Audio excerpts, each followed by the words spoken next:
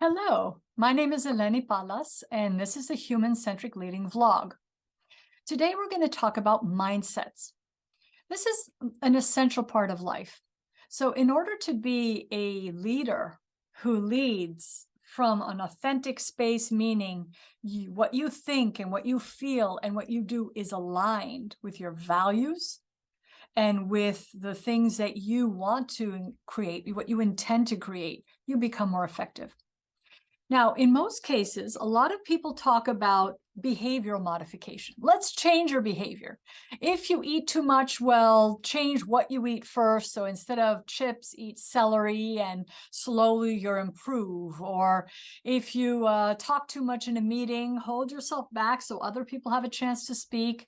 And then, more people will be able to share their viewpoints. Or if you're, stressed out a lot, meditate so that you can calm your stress and be more neutral at work.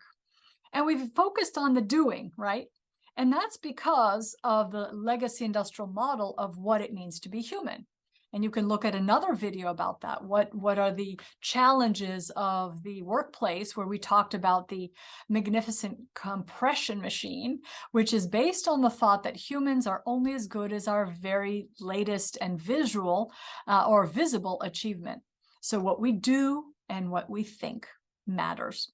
And we forget that we're also emotional beings. So we're really emotional beings who think and do. We're not doers who think and feel. So we're not thinkers who feel and do. We're actually emotional creatures who think and do. And so when we start to look at that totality, we move away from the existing mindset that people are only as good as their visible achievements and their assets. And we move toward an idea of we are whole beings, we are whole creatures with emotional needs and unlimited potential. Now, the mindset then includes all: what we think, what we feel, and what we do. And in most cases, we look at the spot behavioral modification without realizing that our thoughts and our feelings are linked. We cannot change a behavior for long to have lasting and sustainable change if we don't also change the way we feel about that behavior, or the trigger that initiated the behavior, or we think about our thoughts, our assumptions, our values, our beliefs, our conclusions, our interpretations. So this is one of the most important pieces about being a leader: our mindsets. Question to you: what mindset do you bring to work? Are you calm and neutral? Or are you a calm and you swallow your emotions and you just pretend they don't exist, and you look calm, but you're not really calm? Are you anxious? Are you worried? Are you scared of making mistakes? Are you scared of being found out, like imposter syndrome? So what do you feel? And when you feel certain ways, then you'll know what you have to think, because certain thoughts link with certain feelings. We can't just be calm and neutral and then worry that every mistake we make reflects something bad on us. It wouldn't match. So this linkage between these two elements is always in harmony, at least when it's balanced. So we may behave politely and think nasty thoughts about someone and feel aggressive, but it shows. The truth shows. And it's not sustainable to keep these masks up.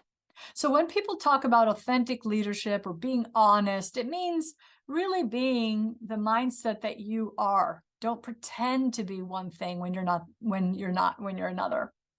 So the mindset is about looking at what assumptions are being made and what motivates people to do what they do. So if you want change on any level, individual, team, organization, you must look at the entire mindset. And in the human-centric leading approach, it's all linked. We can't just look at the motivation and the behavior without looking at the feeling. So if we, for example, feel frustrated at work every day, what would our behaviors be like? What would we have to think to be frustrated all the time? It's pretty clear. It's something that comes natural so that we can imagine it. It's not something very complex that's unimaginable.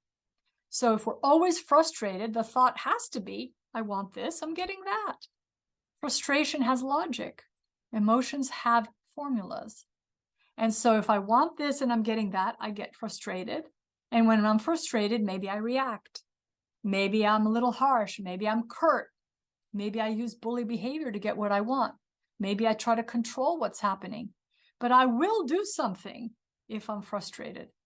And from all the years coaching and teaching, I've come to understand the number one emotion that most people feel most of the time at work is frustration. So if you want people to perform at their best, they're not going to do that from frustration. And some leaders say, you know what? I can't control what people feel. And that is true. Yet we can design an ecosystem, a working relationship, rules of engagement on a team that support mindsets that are open, resourceful, calm and neutral, responsive, not reactive, meaning deliberate instead of habitual. We can participate in increasing the likelihood of the types of mindsets we encourage by leading in a way that respects this whole mindset. And the drawing version of this is what I call triads. Make it simple. It's a triad.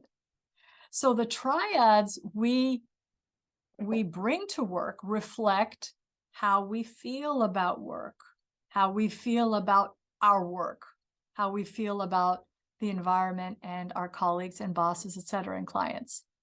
So there are two aspects of this. One is our own mindsets and coming to work with mindsets that actually reflect our best. Because when we go to work and work from a state of frustration, we don't show our best selves. We show our frustrated parts, the aspects of us that are frustrated, and they are not optimal. When we are aware of how we think and how we feel and how we act and how they're linked, and which trigger us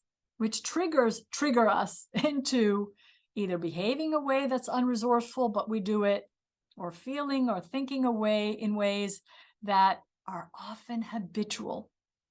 So when, let's say you start journaling or just write down your triad every morning and you say, okay, in this moment, it's 9 o'clock in the morning. How do I feel? What am I thinking? And what am I doing? Or what am I prepared to do?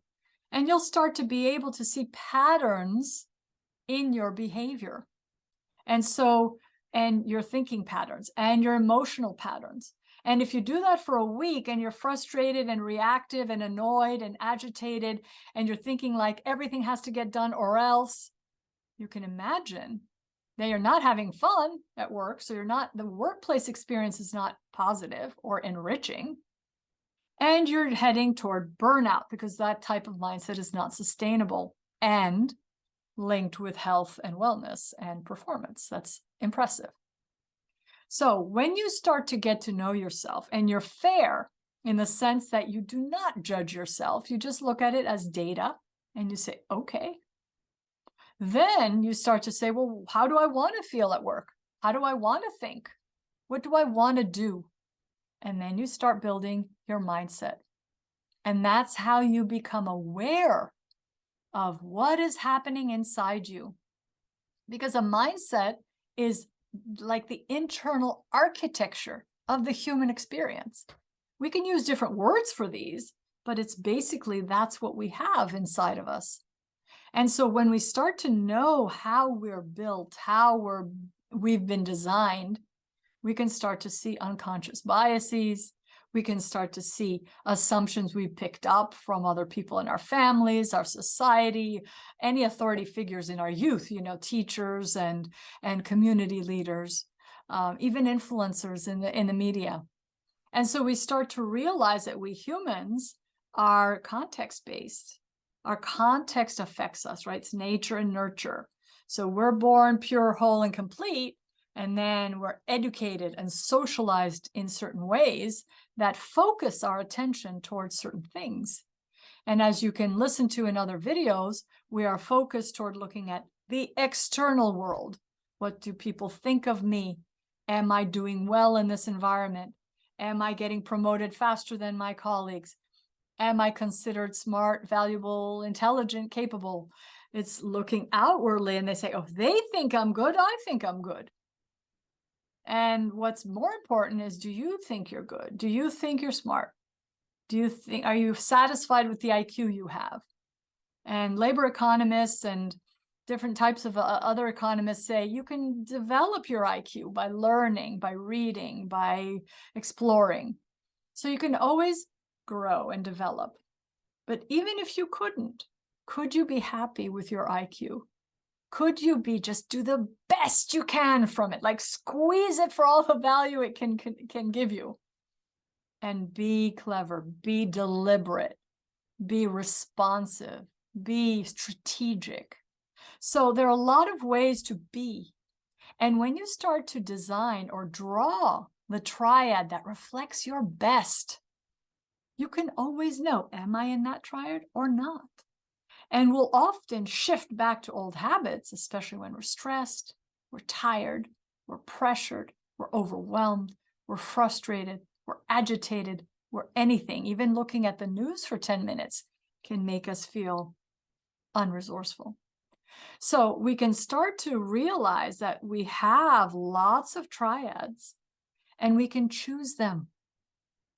And when we choose them, we feel more self-determined. We feel more in control of our lives because we have a say as to how we will respond to what happens in life.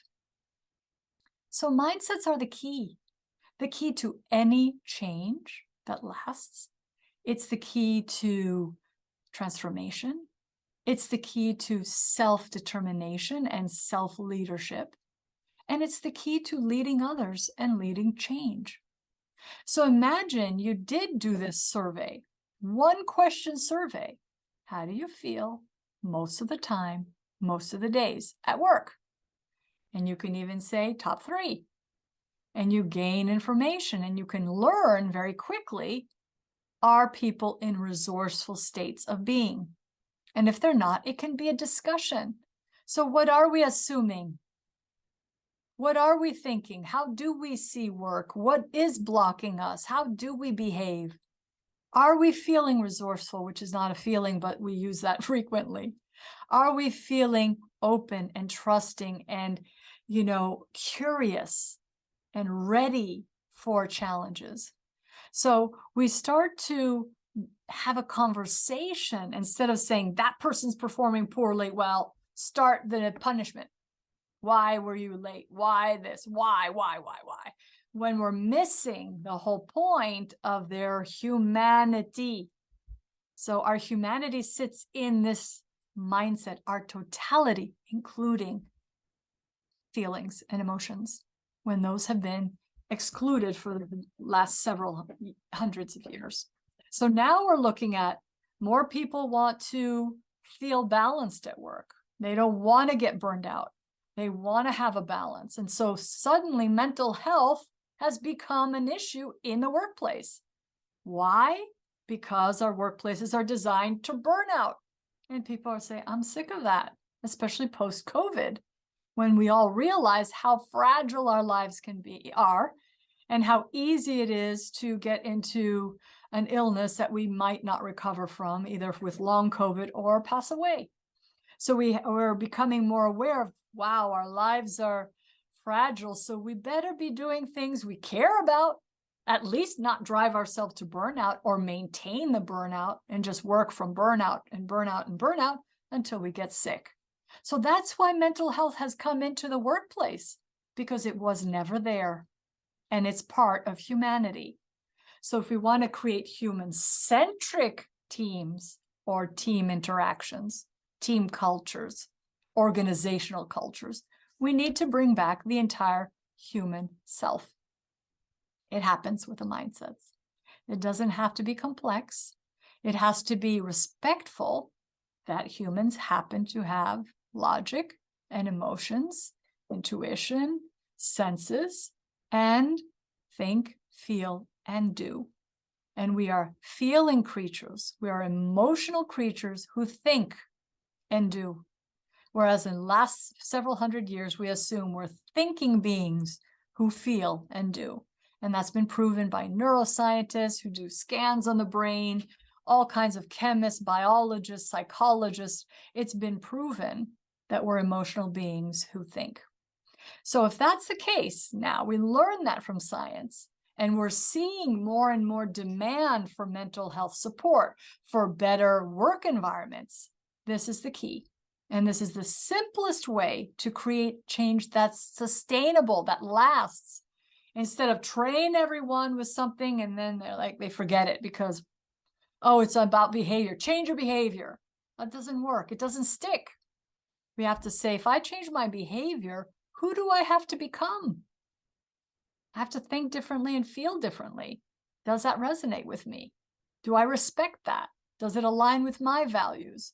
Can I align my values with the organizational values? And so we're able then, as individuals within organizations and leaders who are responsible for the work environments of others, to be able to create change that lasts. So mindsets, we also have a toolkit.